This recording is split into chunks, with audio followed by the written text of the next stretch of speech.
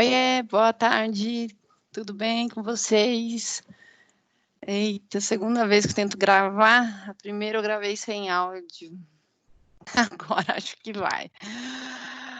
Bom, o tema da aula de hoje é diabetes mellito.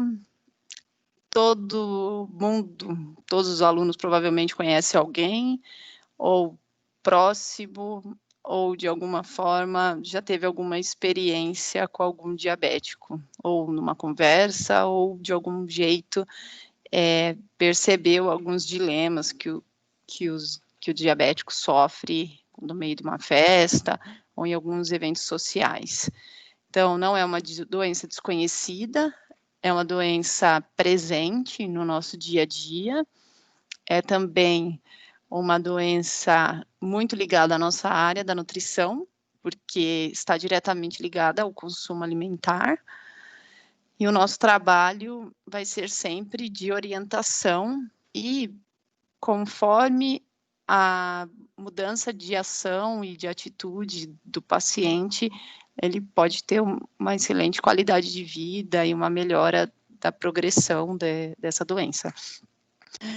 Então, é uma doença caracterizada pela hiperglicemia, ou seja, uma quantidade, um valor além do que é caracterizado como normal. Então, uma hiper é além, e glicemia, então, glice tem a ver com a glicose e emia no sangue. Então, é um valor além do considerado normal de glicose no sangue, que contribui para o aumento da mortalidade.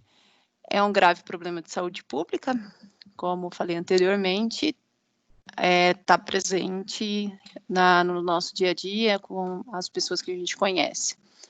Associada a diversas comorbidades, então é uma doença que traz muitas inter-relações, que nós vamos ver, com a saúde, e está diretamente ligado também à obesidade e câncer, aqui 2 exemplos mais comuns. Hoje ela afeta 387 milhões de pessoas no mundo e pode alcançar até quase 400 milhões até 2035. Então, essa seria a previsão. Aí, da classificação, eu vou mostrar para vocês rapidamente, desculpem até o não aprofundamento no tema, afinal de contas, a gente não tem muito espaço mesmo para ir além do que a gente conhecer as doenças nesse semestre, né? Então tem o diabetes tipo 1. Então, antes de entrar no diabetes, eu vou falar do pâncreas, que é um órgão presente na digestão dos alimentos, né, como um órgão anexo à digestão, porque ele produz os sucos pancreáticos e ele produz também a insulina. No pâncreas, então, quem vai produzir a insulina são as células beta, que é produtora da insulina. Então, quando há um problema aí nas células betas, a gente pode ter, nesse caso, desde a infância. Então, já vem, né, inato ali desde o começo. Ele até pode iniciar a vida produzindo normalmente, depois inicia com uma deficiência e começa com a hiperglicemia. E aí vai avaliar, aí o jovem, né, vai ser diagnosticado como um diabético. Tanto é que a gente tem uma associação de diabético juvenil, que é a DJ, que iniciou por conta das famílias se reunirem, poderem encontrar soluções, tratamentos e medicamentos na época, porque não tinha, eles não podiam trocar muita informação, desconheciam, até entender que pode existir uma maior qualidade de vida, inclusive para os mais jovens, né? Então, o tipo 1 tem a ver com uma produção da dificuldade das células beta, e aí nós temos o diabetes tipo 2, que aí já tem a ver com, imagina o seguinte, você tem a glicemia, então a glicose circulando no sangue, e ela precisa entrar no músculo para você poder fazer as suas atividades diárias. Então, o músculo precisa da glicose para poder fazer a energia. E aí o músculo não consegue fazer entrar. Quem é responsável por isso, né, é o GLUT4, que seria o responsável pela captura da glicose para ele poder entrar na célula. E aí, então, neste momento, há uma dificuldade. E essa dificuldade do GLUT4 tem a ver com a obesidade e uma resistência à insulina, que tem a ver com o padrão de vida, os novos padrões de vida, como a dificuldade, a inatividade física, a obesidade, e causa essa resistência à insulina. Normalmente, o tipo 2, pela mudança do estilo de vida, pode ser que essa resistência à insulina seja melhorada e, então, o paciente possa voltar, né, deixar de ser diabético, ter uma melhora da resposta. Aí, o diabetes gestacional, que é um período transitório, pode ser que volte só naquele período da gestação. E aí, outros tipos de diabetes que não vale nem a pena a gente discutir, porque basicamente a gente vai trabalhar sempre com o 1 e o 2 e algumas orientações no caso da diabetes gestacional.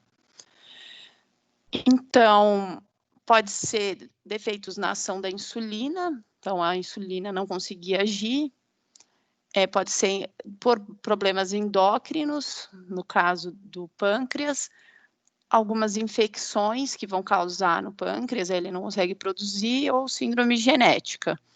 E aí, pode ser, inclusive, diabético, alguma pessoa se tornar diabética, como pode acontecer daquelas pancreatites, do órgão, né, pâncreas, ficar inoperante, então ele não produz a insulina. Diferente do diabetes tipo 1, que não é um problema no pâncreas todo em si, mas sim só nas células beta. Então, alguns medicamentos podem também ser causador do diabetes, né? Do diabetes nesse sentido, né? De afetar o pâncreas e o pâncreas não conseguir produzir. E aí, como que a gente vai diagnosticar o diabético? O principal deles é ir lá fazer um exame de sangue, né? Ou você faz aquele da ponta do dedo e você mede a sua glicemia. E aí você tem a glicemia de jejum ou a glicemia de pós-prandial, né? Depois que você se alimenta, e dá para fazer também aqueles de carga glicêmica, que aí o teste no laboratório, ele vai te oferecendo cargas para você identificar se o órgão vai responder ou não, né? Se o pâncreas está respondendo e se a insulina está sendo liberada. Então, outro sintoma bastante importante, então, vamos pensar assim, quando você tem quando você consome uma grande quantidade de açúcar, te dá sede. Então, isso é a polidispepsia, que é sede. Então, uma grande quantidade de açúcar no sangue, ele vai fazer com que você sinta sede, porque a gente tem uma migração da água para diluir aquela quantidade de açúcar que está no sangue. Essa quantidade circulante na água faz você também ir a urina, né, aumenta o volume da urina. Então, a gente tem uma poliúria, que é muita vontade de ir ao banheiro, porque aumenta o volume, porque a água vai ser deslocada para poder ajudar a diluir, e polidispepsia, porque aí vai te dar mais sede pela desidratação. E a perda ponderal, perda de peso, porque o açúcar não está sendo utilizado dentro da célula, então vai, como consequência, também acontecer perda de peso, embora aquele açúcar circulante ele não consegue entrar na célula. E a glicemia acima de 200 miligramas por decilitro, né, maior ou igual. Quando a gente faz o valor o teste, se ele já for igual ou maior a 126, já tem que ficar de olho, né, e confirmar novamente. E o teste de glicemia de 2 horas sobrecarga, que é aquele do teste glicêmico, de 75 gramas de glicose, se ele der maior que 200 miligramas. Então, são alguns testes. Então, se você não fizer nenhum exame, não fizer nada, e você já começa a observar que alguém começa com perda de peso, muita sede e urinando muitas vezes, já é um indicativo de diabetes sem precisar fazer o exame. Aí fez o exame, confirmou uma glicemia elevada, né, acima de 200, já é um indicativo. Quer dizer, provavelmente ali já está no estágio, né, provavelmente bem mais do que 200, né, geralmente até assusta, né? As pessoas, nesse caso, já estão com bastante dificuldade mesmo de quantidade de insulina circulante, né, então provavelmente vai ser, às vezes, estágios até mais graves, bem elevado, provavelmente até passando por aqueles estágios de quase coma, né, que a pessoa não fica internada e tudo mais. Então, fatores de risco para o diabetes tipo 2, então, excesso de peso ou obesidade. Então, nesse caso, existe um exame chamado hemoglobina glicada. Esse exame, ele mede, né, é um exame de sangue, que ele vai perceber a sensibilidade da glicose dos últimos 3 meses. E aí, dando a hemoglobina glicada acima de 5,7, ele já indica intolerância à glicose ou glicose de jejum elevada. Mulheres com quadros de diabetes gestacional também pode ser um fator para diabetes tipo 2, históricos de doenças cardiovasculares, hipertensão, os níveis de HDL baixos e LDL elevados. Ainda facilidade para ter diabetes, né, do tipo 2, né, são fatores de risco. Mulheres com síndrome de ovários policísticos, as pessoas sedentárias, maiores de 45 anos, e outras condições clínicas associadas, como obesidade mórbida e outros tipos aqui. Então, aqui a gente falou mais ou menos já, né? Então, qual é o diagnóstico? Então, tem presença de sintomas, então, poliúria, polidispepsia e perda ponderal. Fez a glicemia ou teste oral de glicose, né? Que você vai oferecer aquele melado e observar a resposta, isso é feito no laboratório, e a hemoglobina glicada. Teve presença de hiperglicemia? Aí você vai repetir os testes para confirmação do diagnóstico. É gestante? Se for gestante, já se sabe, é diabetes gestacional, daí você vai tratar só naquele período e provavelmente ela retorna novamente depois da perda não, da perda de peso, não, depois do nascimento do bebê. Fala besteira. Depois que nasce o bebê, a gestante retorna normalmente a glicemia e pode ser que, como a gente viu, que seja um fator de risco para ela desenvolver o diabetes num outro momento, mas depois que nasce o bebê, ela retorna, mas ela precisa, durante o processo de gravidez que ela estiver com diabetes, ela precisa manter as recomendações para não ter uma hiperglicemia muito alta, né? Bom, aí deu a hiperglicemia, confirmou no teste, então tá, tem evidências de diabetes mellitus, né, tipo 1 ou outro tipo de diabetes? Não, então vai ser o tipo 2. Se for tipo 1 aqui, então, sintomas pronunciados, que já foi falado lá em cima, aqueles lá de cima, o início abrupto, aí verifica a idade da pessoa, faz os testes, se der positiva, é diabetes tipo 1, se der negativo, então é outros tipos de diabetes. E o que é perigoso, né, do diabetes, né? Por que se fala tanto dessa preocupação de ter a glicemia elevada? Então, as preocupações são as comorbidades, então, as doenças associadas, então, a consequência do diabetes. Então, o diabetes em si, teoricamente, né, não tem tanto problema, que a pessoa fica com a hiperglicemia e Aqueles que ainda conseguem tomar insulina, né, isso é uma coisa que você consegue resolver, porque você toma insulina, e a glicose é absorvida nas células, né, que é o que a gente pretende, que é fazer as células se alimentarem, né, de glicose. E aí, alguns vão conseguir fazer com que a célula se alimente bem e a glicemia permaneça sempre adequada. Outras pessoas que são os descompensados, que não conseguem fazer com que a glicose fique permanentemente, né, dentro das faixas de normalidade, essas pessoas, elas vão ter algumas consequências, que a permanência da hiperglicemia pode gerar uma doença, né, por exemplo, a gente tem, não sei se vocês conseguem me ver, mas de todo modo, a gente tem os vasos eles são muito sensíveis à glicose, então eles vão podendo se romper, inclusive. Então, nesse caso, são as doenças vasculares periféricas, cardiopatias e doenças cerebrovasculares. Aí, esse dos macro, então são as maiores de maior calibre.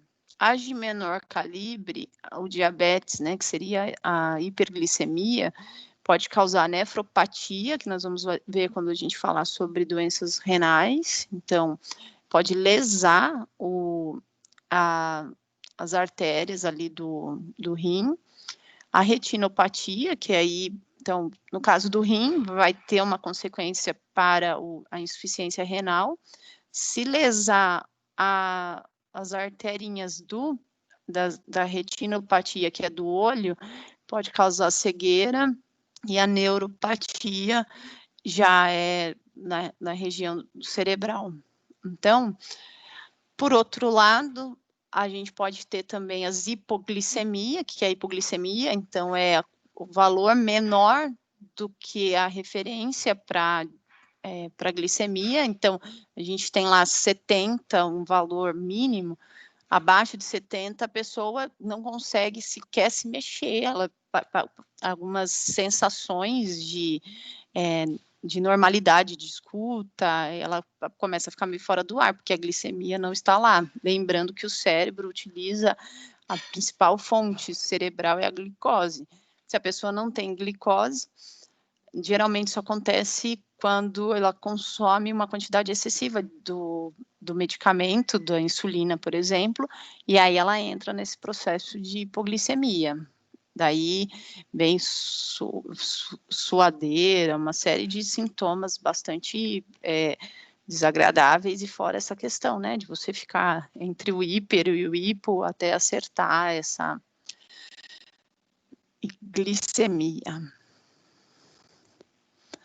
Bom, o tratamento pode ser clínico, então, no consultório, pode ser uma cirurgia metabólica, que seria cirurgia de estômago, por exemplo, e a mudança no estilo de vida. Então, esses daqui são os 3 principais tratamentos que o diabético pode ser usado.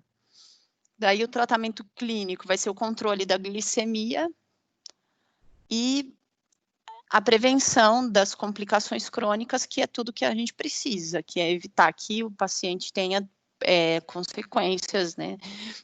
E aí pode ser utilizado, então, agentes antidiabéticos, que a finalidade vai ser baixar a glicemia. E aí a gente vê aqui as metas laboratoriais para o tratamento do diabetes tipo 2. Então, quanto que, na hora que for fazer o exame, quanto que tem que estar a glicemia para o tratamento, para ele continuar sendo um paciente que esteja dentro de uma faixa de normalidade. Então, esses agentes antidiabéticos pode ser em pacientes que têm intolerância à glicose, por exemplo, os diabetes tipo 2, eles podem tomar um antiglicemiante, que seria via oral, e ter uma boa resposta. Os pacientes tipo 1, que são aqueles que não produzem insulina, esses daí vão precisar realmente tomar insulina. Eu não vou falar aqui desses tratamentos todos, mas já teve uma avançada imensa, muito, né, de melhora do tratamento, tem as bombas de insulina, que o paciente não precisa mais ficar tomando a insulina, tem uma modernidade em relação ao tratamento bastante grande. O paciente que for fazer o tratamento cirúrgico para obesidade e vai reduzir o peso, vai ter melhora das complicações. Então, por esse motivo, a cirurgia acaba sendo um tratamento para o diabetes também. E aí, quando você, mudança no estilo de vida, prática de exercício, hábito saudável, eliminação do consumo de álcool, de tabaco, tudo isso também faz com que a sensibilidade daquele GLUT4 melhore e facilita a captação da glicose e sem precisar do tratamento farmacológico. Então, aí precisa observar e ir acompanhando ao longo do tempo. Então, é uma doença crônica e que precisa, além do tratamento, o acompanhamento para evitar o futuro, as futuras consequências, né, que seria, no caso, por que acontecem as amputações porque o diabético ele tem uma relação de dificuldade com a cicatrização. Então, tem uma série de mecanismos que estão interligados. Então, se ele não consegue ter essa cicatrização, começa a necrosar. Essa necrose vai aumentando, porque ele não consegue fazer com que volte a circulação naquele local. Estou falando assim de forma bem geral. E aí, aquele processo vai aumentando, necrosando, e aí precisa fazer a amputação. Então, essa é uma das consequências bastante comuns e importantes. Então, amputações, a cegueira, as relações com as cardiopatias. Então, por isso que mais vale a pena ter um acompanhamento e um ajuste do paciente em relação à doença do que ele passar por isso mais para frente. Falando assim, bem de forma geral, o diabético é o paciente que mais precisaria consumir uma dieta saudável do ponto de vista do prato, né? Então, basicamente, a gente não mudaria a dieta do paciente se ele já seguisse as recomendações nutricionais, se ele já fizesse uma dieta saudável. Então, de modo geral, é uma dieta aqui pensando em perda de peso, né? Então, 1.500 e 1.800 calorias para perda de peso, para melhora do índice glicêmico, no caso do diabetes tipo 2, e melhora do risco cardiovascular.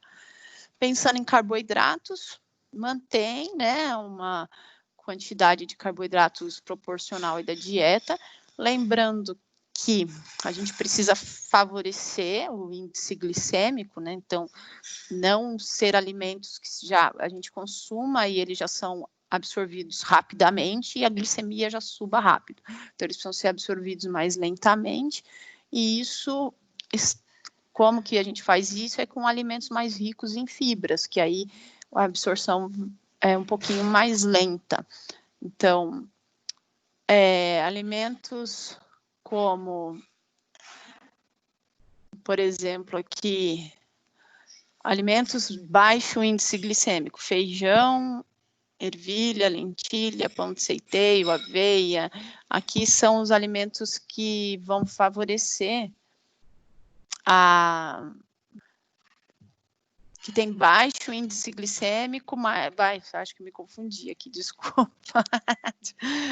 O que a gente precisa é que o paciente absorva os alimentos que são fontes de glicose, porém de forma lenta. E aqui são alguns exemplos.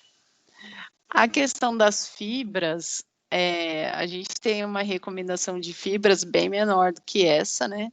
Então, 30 a 50 gramas de fibra é o dobro de fibras do que a gente tem de recomendação hoje, praticamente, né? De 25 gramas para 50. Então, é aumentar a fibra em todas as refeições.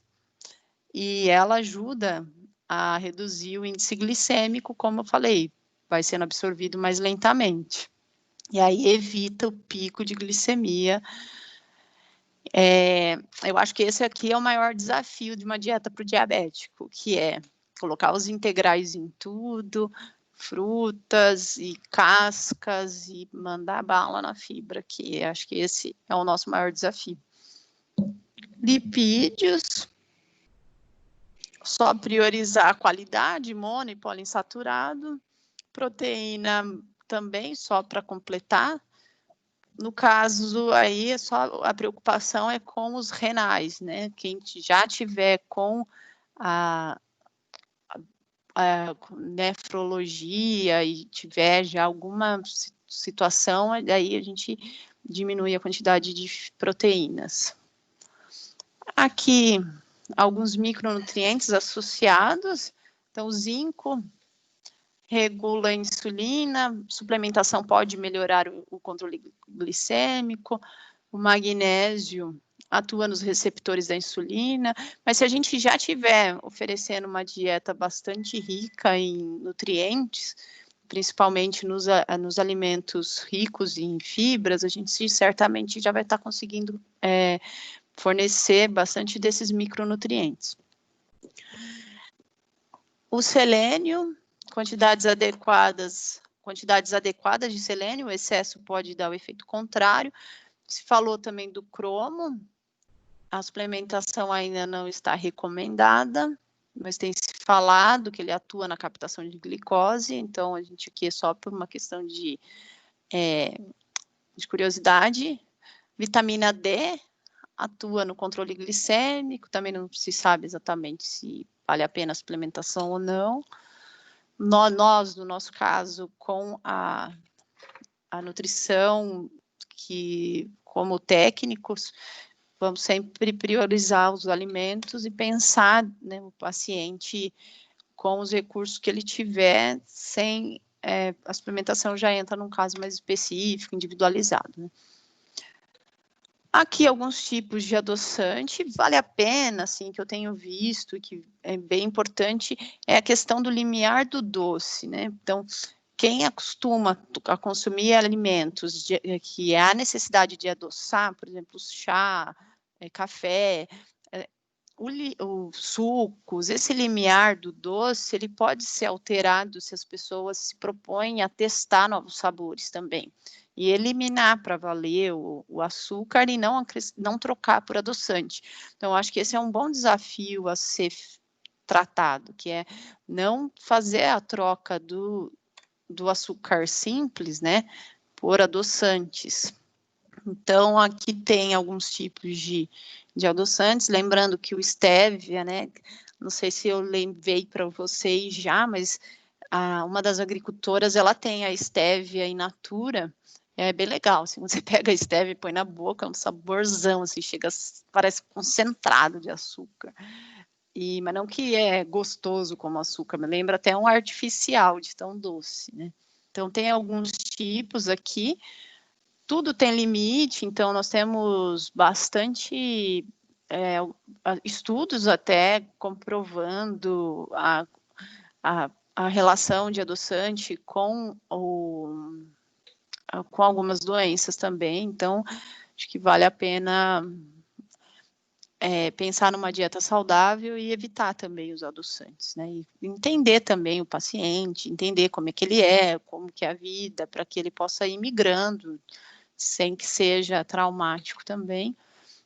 Não é porque é diabético que não vai poder consumir álcool, porém vai se consumir de forma moderada, uma dose de bebida para mulheres e 2 de bebida por dia para homens, segundo a recomendação aqui do tratado. Aí o que seria a dose? Então, seria uma lata de cerveja, ou 148 ml de vinho, ou 45 de bebida destilada cada um em torno de 15 gramas de álcool. E lá naquele manual de dietas também tem as informações de recomendações para diabéticos. Então, não muda muito, né? Aqui, apesar dele falar que mais do que 20 gramas por dia, no tratado ali ele fala até 50, e ele dá mais uma explorada aqui em alguns alimentos que devem ser permitidos e os evitados. Ai, perdão pela aula maçante no sentido de só texto, mas eu espero que não tenha sido, né, que ao contrário, que possa ter sido bem esclarecedora, tá bom? É isto, nos vemos já já.